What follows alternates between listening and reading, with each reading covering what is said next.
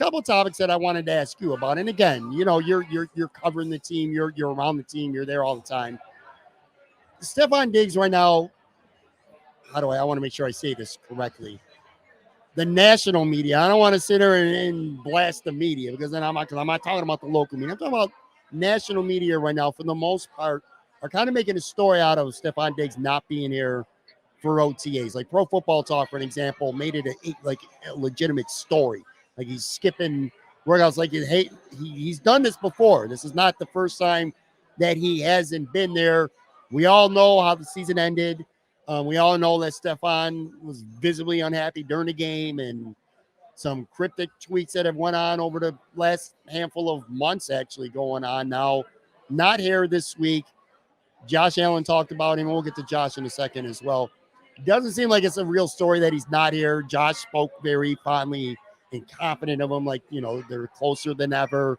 Brandon Beane pretty much shot it down as a non-story as well. What's your sense right now with Stefon Diggs? And not about him not being here, because, again, I don't think that's a story, but just his sense of frustration. You still feel like he's kind of frustrated with how last season ended and just maybe some other things as well?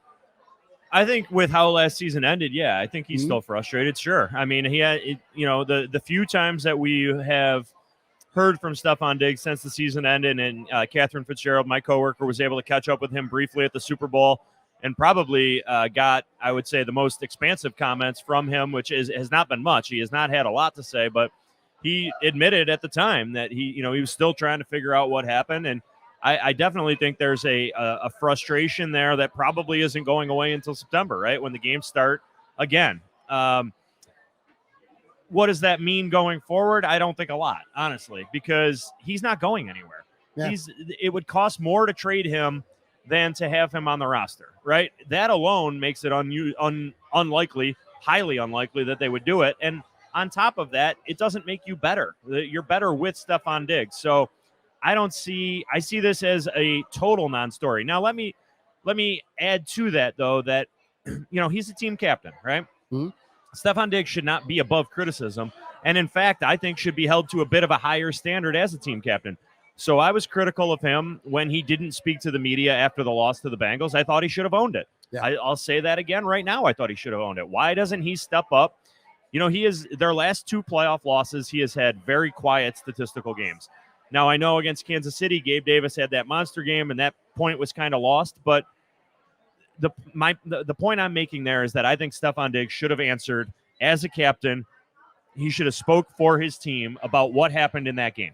He didn't, and I was critical of him then, and I'd be critical of him tomorrow or the next time we talk to him. Beyond that, though, in terms of not being here, he is a captain, right? And that is, Von Miller's rehabbing a torn ACL. He's here. Yep. Josh Allen is here. Micah Hyde is here rehabbing. He's been cleared, but whatever. He was injured last year.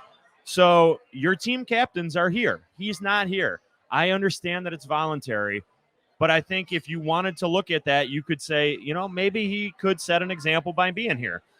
That being said, though, as you pointed out, he hasn't always been at these before. If I remember correctly, last year, I think he missed the first week and then was there the second week.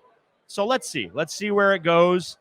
I wouldn't read too much into it, as there's all sorts of drama and negativity, and it's an impending divorce or anything like that. I don't think we're at that point, but I also don't think that it's fair.